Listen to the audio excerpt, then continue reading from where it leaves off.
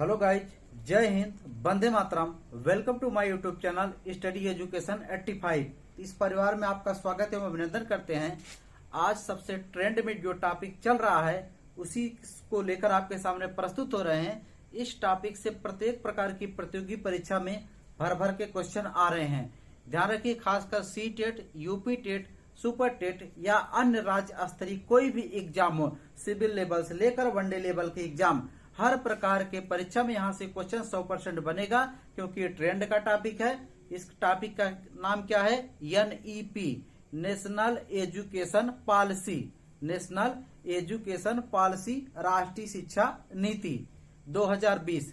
राष्ट्रीय शिक्षा नीति 2020 क्यों लाया गया, इसके लिए इसमें क्या परिवर्तन किया गया, उसी के विषय में इस वीडियो के माध्यम से समझेंगे। तो राष्ट्रीय शिक्षा नीति लाने का मुख्य कारण क्या था, इस वीडियो को देखने से पहले यदि हमारे चैनल को सब्सक्राइब न किए तो सब्सक्राइब कर लें तथा कमेंट्स में अपना फीडबैक जरूर टाइप करें। हमारे द्वारा बनाई गई वीडियो आपको कैसी लग रही है। तो टाइम वेस्ट न करते हुए चलिए शुरू करते हैं। तो सबसे पहले जानेंगे एजुकेशन पॉलिसियां बनाई क्यों जाती है। शिक्षा में गुणवत्ता को सुधारने के लिए एजुकेशन पॉलिसियां बनाई जाती हैं। उसी के संदर्भ में भारतीय शिक्षा में थोड़ी जब समस्या आती दिखी, उसी के संशोधन के लिए शिक्षा नीति 2020 लाया गया। तो सर्वप्रथम शिक्षा के संदर्भ में अगर देखा जाए, कोठारी आयोग आता है। कोठारी आयोग करता क्या है? 1964 में आता है। 1964 में कोठारी आयोग कुछ शिक्षा में परिवर्तन करता है। उसके बाद 1968 की शिक्षा नीति आती है, जिसमें त्रिभाषा सूत्र को लागू किया जाता है। इसके बाद एनसीएफ फर्स्ट 1975 में आता है। एनसीएफ फर्स्ट आने के बाद अगला आता है एनसीएफ फर्स्ट के बाद अगला आता है शिक्षा नीति 1986। शिक्षा नीति 1986 आती है। इसके बाद ऑपरेशन ब्लैक बोर्ड आता है। कौन सा आता है? ऑपरेशन ब्लैक बोर्ड 1987 में। ऑपरेशन ब्लैक बोर्ड आने के बाद शिक्षा एनसीएफ दूसरी आती है 1988 में। इसके बाद यशपाल समिति 1992 में आते हैं। 1993 में आता है क्या है? शिक्षा एक अधिनियम आता है, शिक्षा परियोजना आती है। इसके बाद 95 में मिड डे मील आता है। सन 2000-2001 में सर्व शिक्षा अभियान आता है। 2005 में एनसीएफ चौथे नंबर का आता है। इसके बाद 2009 में राइट टू एजुकेशन, शिक्षा का अधिकार आता है 2009 में।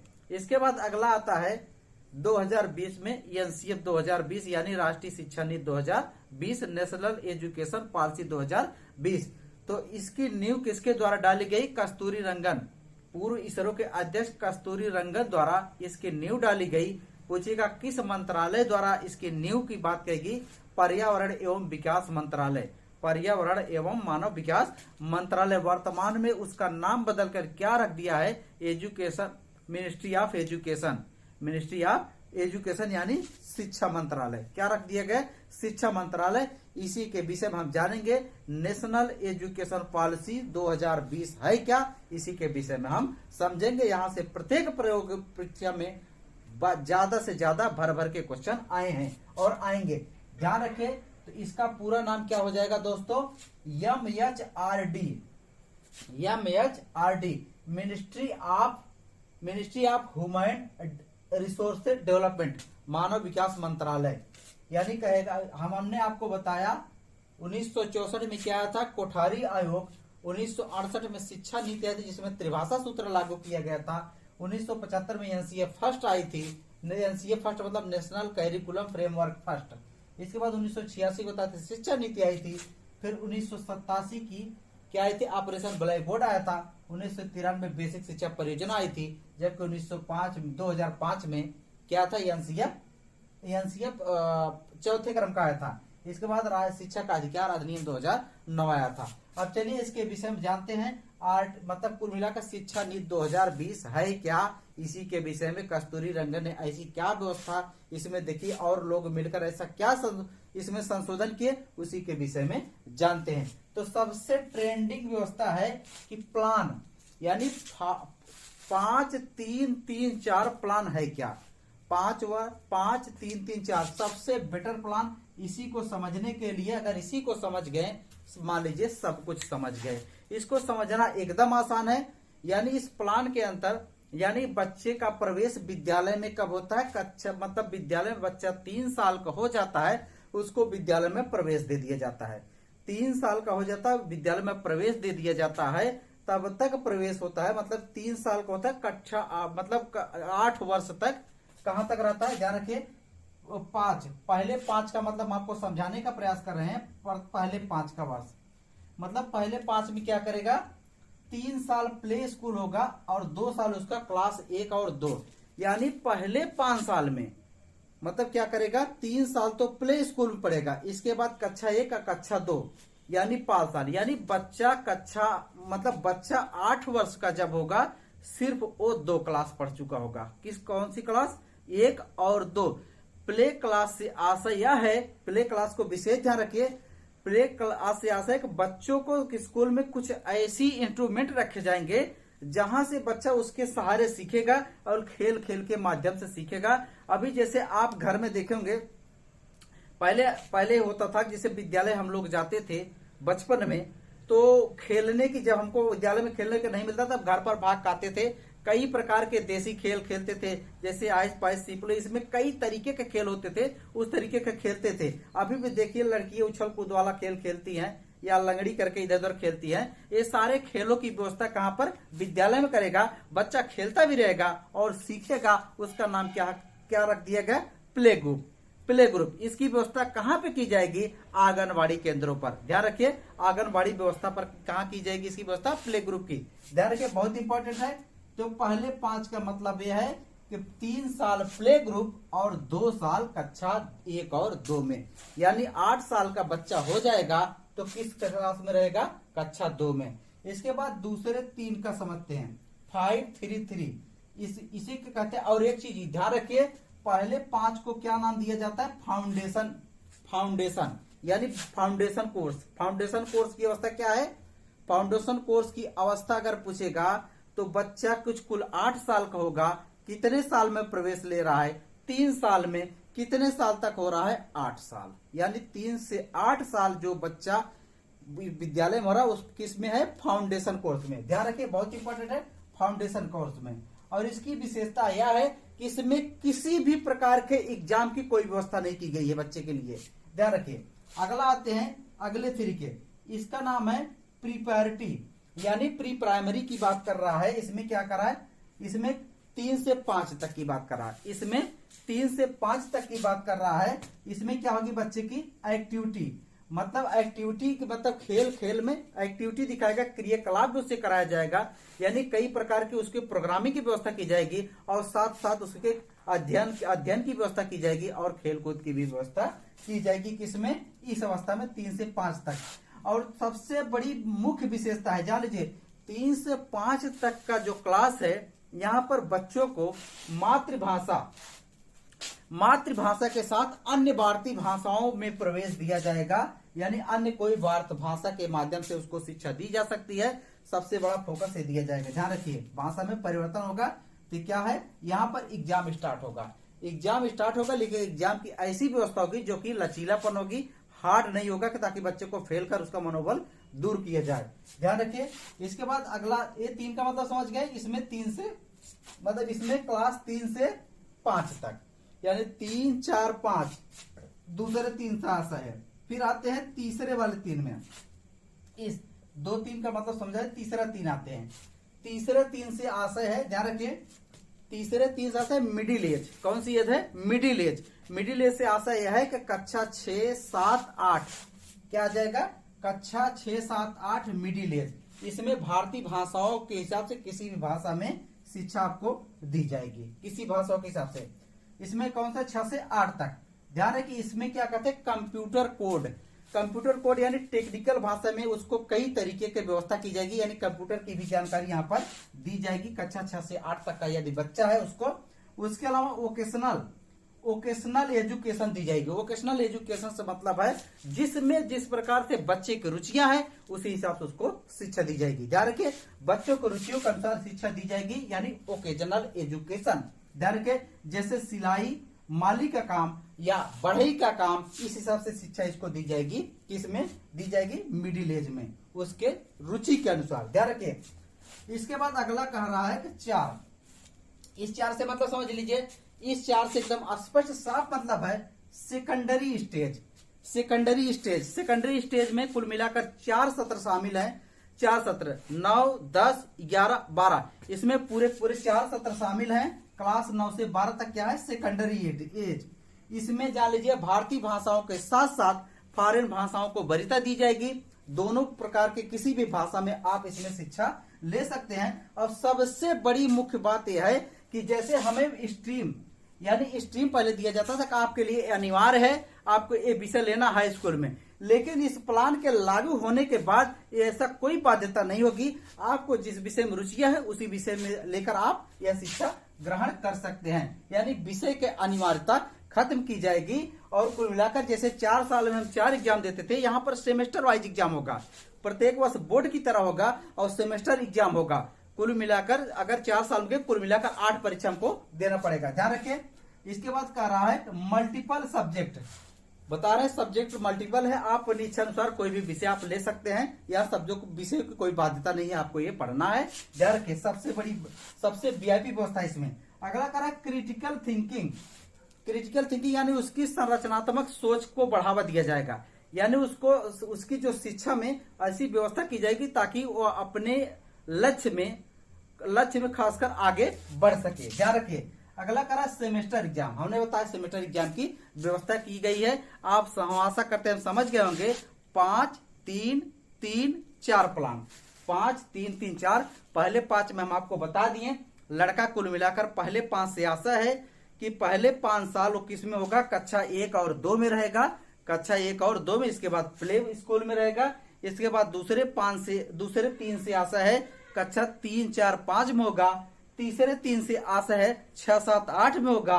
इसके बाद 4 से आशा है 9, 10, 11, 12। हम आशा करते हैं समझ गए होंगे। इसके बाद आगे अगला समझाने का आपका प्रयास करते हैं। अगला ग्रेजुएशन लेवल में क्या व्यवस्था की गई इसमें, ये भी मोस्ट इंपॉर्टेंट है, ध्यान रखिए। ग्रेजुएशन लेवल, ग्रेजुएशन को कुल 4 वर्ष के लिए बताया गया है। कितने वर्ष के लिए, मोस्ट इंपॉर्टेंट ध्यान रखिए, 4 वर्ष के लिए बताया गया है, जिसमें पहला साल, दूसरा साल, तीसरा साल और चौथा साल, 4 साल का अपना आशय। इस कॉन्सेप्ट को आप समझ गए तो बहुत आसानी होगी आपके लिए। पहले हम लोग कहते थे जैसे 1 साल बीए कर लिए, 2 साल बीए कर लिए, 1 साल बीएससी कर लिए, 2 साल बीएससी कर लिए, 1 साल एमएससी कर लिए। ऐसी व्यवस्था करते थे कि हमको अगर बीच में छोड़ देते तो कोई डिग्री नहीं देती थी। लेकिन न्यू एजुकेशन पॉलिसी जो 2020 है, ये हमको डिग्री भी दे रही है और डिप्लोमा सर्टिफिकेट भी दे रहा है और ग्रेजुएशन की भी व्यवस्था कर रही है, ध्यान रखिए। तो पहले साल अगर हम करके छोड़ दिए, हमको क्या मिल गया, सर्टिफिकेट मिल गया। सर्टिफिकेट पहले साल मिल गया। दूसरे साल अगर हम 2 साल कर लिए तो हमको क्या मिल जाएगा, डिप्लोमा मिल जाएगा। कई बार एग्जाम पूछेगा, जैसे कि आप पूछेगा एनईपी के तहत 1 साल अगर डिग्री 1 साल ग्रेजुएशन किए, 1 साल ग्रेजुएशन किए तो हमको क्या मिलेगा, सर्टिफिकेट मिलेगा। 2 साल का लिए तो हमको क्या मिल जाएगा, डिप्लोमा मिल जाएगा। 3 साल का लिए तो हमको क्या मिल जाएगा, डिग्री। लेकिन जान लीजिए अगर नौकरी के लिए आप फॉर्म भरे, कंपटीशन के लिए फॉर्म भरे, तो आपको 3 साल करना ही पड़ेगा। एक चीज और विषय ध्यान लीजिए, यदि आप बीच में छोड़ दिए हैं, अगर बाद में फिर से करना चाह रहे हैं तो आपके लिए वरीयता रहेगी। उसी सर्टिफिकेट के अनुसार वहीं से शिक्षा आगे ले जा सकते हैं। फिर से दोबारा आपको पढ़ने की जरूरत नहीं है कि शुरू से हम पढ़ें, ध्यान रखिए। इसके बाद अगला 4 साल का लिए तो आप रिसर्च में आ जाएंगे। 4 साल का लिए मतलब रिसर्च में, ध्यान रखें। इसके बाद पीजी के लिए क्या व्यवस्था है, पीजी यानी पोस्ट ग्रेजुएशन के लिए क्या किया गया है, ये भी 1 या 2 साल। यह ध्यान रखिए, यदि आप जो ग्रेजुएशन किए हैं, यदि 3 साल का किए हैं, 3 साल करके छोड़ दिए, अगर उसके बाद पीजी करना चाह रहे हैं तो आपको कितना समय लगेगा, 2 साल। लेकिन अगर ये 4 साल आप पूरा किए हैं तो आपको मात्र 1 साल में आपको मिल जाएगा पीजी की डिग्री। ध्यान रखिए, सबसे इंपॉर्टेंट व्यवस्था 1 साल में कौन सी मिल जाएगी, पीजी की डिग्री मिल जाएगी। चाहे एमए हो, चाहे एमएससी हो, चाहे एमकॉम हो, 1 साल मात्र डिग्री मिल जाएगी। इसके बाद पीएचडी के विषय में जानते हैं, यानी इसके लिए और एक चीज और कहा गया है, एमफिल जो पहले कोर्स होता था इसको इसके तहत खत्म कर दिया गया है। क्या कर दिया, एमफिल कोर्स को खत्म कर दिया गया है और वहां पर क्या लागू कर दिया गया, जो पीएचडी है 4 साल कर दिया गया है। कितने वर्ष की, 4 साल, ध्यान रखिए। इसके बाद अन्य महत्वपूर्ण बिंदुओं के बारे में जानते हैं। अन्य महत्वपूर्ण बिंदुओं में जैसे कहा गया, इसमें सरकार इसके लिए क्या कर रही है, जीडीपी। सरकार की जो जीडीपी है उसका कुल 6% किस पर खर्चा करेगी, शिक्षा पर, इसी के अनुसार खर्चा करेगी। इसके बाद करा सभी स्कूलों यानी प्राइवेट की एक निश्चित फीस होगी। सबसे इंपॉर्टेंट, पहले आप देखते थे जैसे बड़े बड़े विद्यालयों में बहुत महंगी फीस होती थी, जिस कारण से हमारे लोग पढ़ नहीं पाते थे। तो उसके लिए यह एक फीस डिसाइड करेगी। उससे ज्यादा यदि कोई विद्यालय फीस वसूल रहा है तो उसको भुगतान भुगतना पड़ेगा। ध्यान रखिए, यह किसमें कहा गया, NEP 2020 में।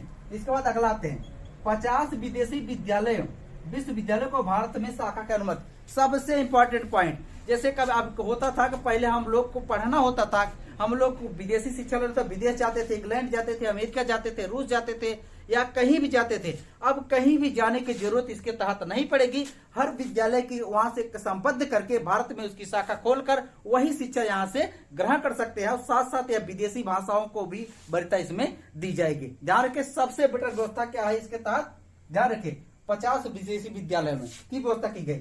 इसके बाद अगला कह रहा है, ध्यान रखिए, टीचर ट्रेनिंग, यानी टीचरों के लिए 4 साल की ट्रेनिंग की व्यवस्था की गई है। यदि आप इसमें सिलेक्शन ले रहे हैं तो 4 साल ट्रेनिंग आपको लेना पड़ेगा।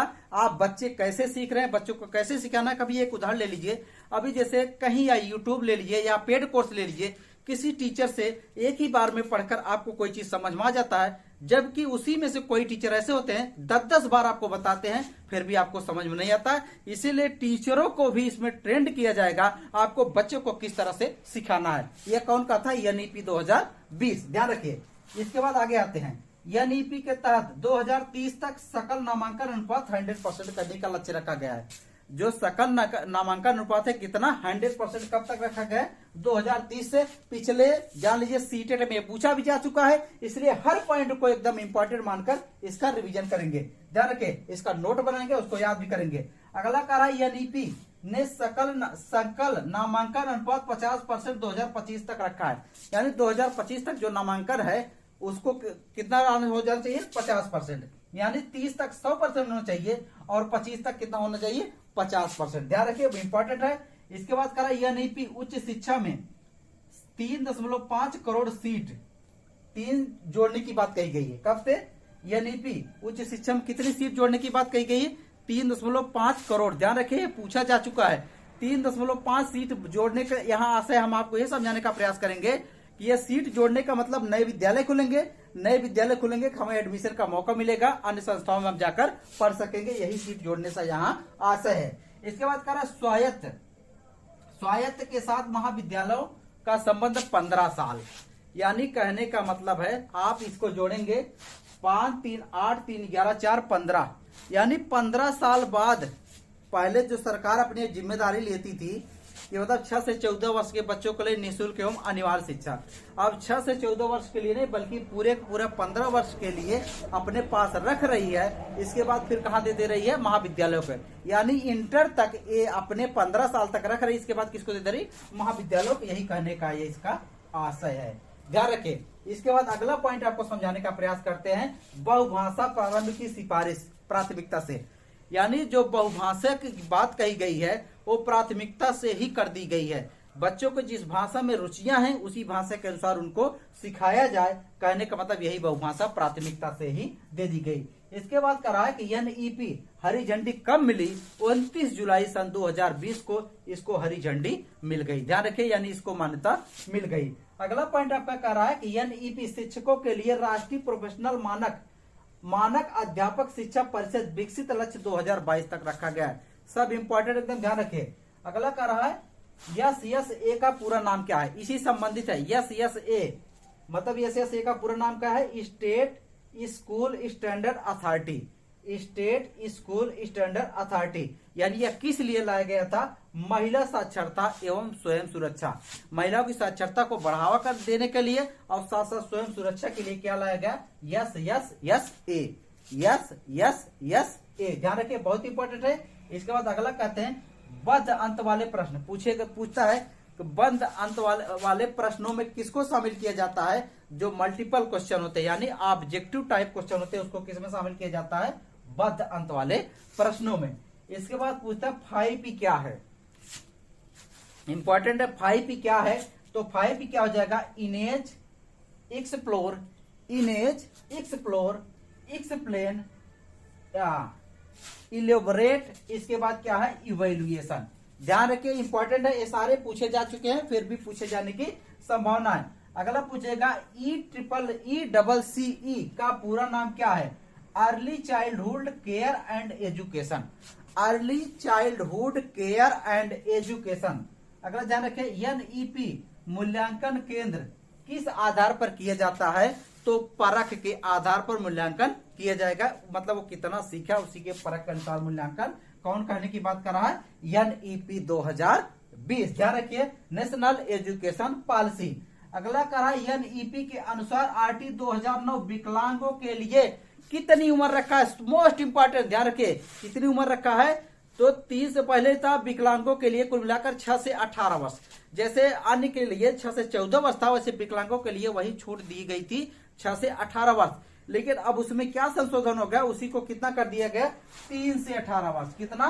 3 से 18 वर्ष। ध्यान रखिए, क्वेश्चन 100% पूछा जाएगा। इसके बाद अगला कहते हैं, एनईपी के अनुसार अधिगम प्रयोगात्मक होना चाहिए। कैसा होना चाहिए? प्रयोगात्मक आधार पर होना चाहिए, ताकि प्रयोग करके वो सीख पाए, यानी उसको रटन तो नहीं होना चाहिए। प्रयोगात्मक अधिगम होना चाहिए किसके अनुसार? एनईपी 2020 के अनुसार। आगे देखते हैं, एनईपी अध्यापक के लिए 4 वर्षीय डिग्री 2030 तक अनिवार्य कर दिया है, यानी 2030 तक 4 वर्षीय डिग्री अनिवार्य कर दिया जाएगा। किसके लिए? एनईपी के अनुसार शिक्षकों के लिए, यानी 4 साल की एक डिग्री ले लेंगे, वो शिक्षक बनने के लिए एलिजिबल हो जाएंगे। ध्यान रखिए, यह कब तक लक्ष्य रखा गया है? 2030 तक। ध्यान रखिए, 2030 तक मोस्ट इंपोर्टेंट है। इसके बाद अगला कुछ फुल फॉर्म है, इसका भी पूछता है, इसका भी नाम जान लीजिए। SIOS, इसका पूरा नाम क्या है? राज्य मुक्त विद्यालय शिक्षा संस्थान, राज्य मुक्त विद्यालय शिक्षा संस्थान। इसके पूछेगा SMC, स्कूल प्रबंधन समिति, स्कूल प्रबंधन समिति। इसके बाद SDP, स्कूल विकास योजना। क्या नाम है? स्कूल विकास योजना, स्कूल डेवलपमेंट प्रोग्राम कर सकते हैं। SCMC, स्कूल परिसर प्रबंधन समिति, स्कूल परिसर प्रबंधन समिति। इसके बाद PTR, मोस्ट इंपोर्टेंट, PTR छात्र शिक्षक अनुपात, छात्र शिक्षक अनुपात क्या है? PTR। MOE क्या है? शिक्षा मंत्रालय, MOE शिक्षा मंत्रालय, ministry of education, ministry of education शिक्षा मंत्रालय। इसके बाद NIT, राष्ट्रीय प्रौद्योगिकी संस्थान, राष्ट्रीय प्रौद्योगिकी संस्थान। वीडियो को ज्यादा बड़ा नहीं करेंगे, जितना ये मतलब परीक्षा के लिहाज से जो सबसे इंपॉर्टेंट था उसको निकाल कर आपके सामने रख दिया है। वीडियो को 1 से 2 बार देखिए और साथ साथ नोट बनाइए। आशा दिलाते हैं प्रत्येक प्रकार की प्रतियोगी परीक्षा में इससे बाहर प्रश्न पूछे जाने की संभावना बहुत कम बनेगी। जब हम वैसे जितना जरूरत था उतना आपको निकाल कर दे दिए। पूरे लगभग 112 या 13 पृष्ठों का है, बहुत बड़ा है। ध्यान रखिए, इसको पढ़ने से, इसको देख लीजिए और साथ साथ वीडियो को शेयर करें तथा हमारा हौसला बढ़ाए। कमेंट करके अपना फीडबैक जरूर दें। आज के लिए बस इतना ही। धन्यवाद। Best of luck. आपका दिन शुभ हो।